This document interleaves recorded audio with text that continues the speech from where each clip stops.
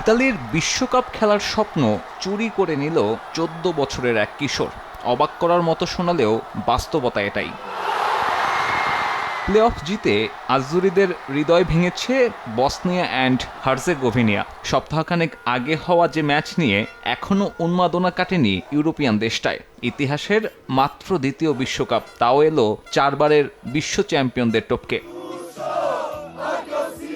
ঐতিহাসিক এই অর্জনে বড় অবদান ১৪ বছরের এক কিশোর আফান সিজমিকের। বল বয়ের দায়িত্বে থাকায় ওই ম্যাচে টাই ব্রেকারের সময় ছিলেন ঠিক গোল পোস্টের পেছনেই, আর সেখানেই বাজিমাত চুরি করে ফেলেন ইতালির বিশ্বকাপে ওঠার নথি।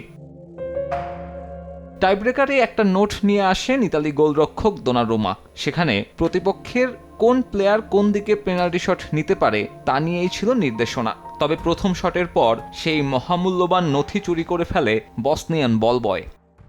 দেখলাম তোয়ালের নিচে কিছু একটা আছে, আর তখনই বুঝলাম এটা কি। এরপরে সেটা আমি নিয়ে লুকিয়ে ফেলি। এটাতে আমাদের খেলোয়াড়দের ব্যাপারে সবকিছুর নির্দেশনা দেয়া ছিল, আর এটা ছাড়া দোনারুম্মা কেবল অনুমান করতে পারবে। আমি নোট নিয়ে যাবার পর ৫টার ৫টাতে দোনারুম্মা ব্যর্থ হয়।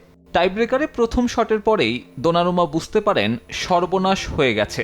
এরপর বসনিয়ান গোলরক্ষকের সঙ্গে বিবাদেও জড়িয়েছেন, নষ্ট করে ফেলেন প্রতিপক্ষের হাতে থাকা নোটটাও। তবে বসনিয়ার টিম ম্যানেজমেন্টের কাছে ওই নোটের বাড়তি কপি ছিল। টাইব্রেকারে সবগুলো শটেই নিজের বাঁ দিকে ঝাঁপিয়ে পড়েন দোনারুম্মা। ব্যর্থ হয়েছেন প্রতিবার। অন্যদিকে সতীর্থদের লক্ষ্যভ্রষ্ট শটে বিদায় ঘণ্টা বাজে আজ্জুরিদের। ওই ম্যাচ শেষে বাসায় ফিরে নিজের বাবাকে এ বিষয়ে জানান আফান। এরপর তার বিষয়ে খোঁজ লাগায় বসনিয়ার শীর্ষস্থানীয় টিভি চ্যানেল। সেখান থেকেই বিখ্যাত এই বলবয়।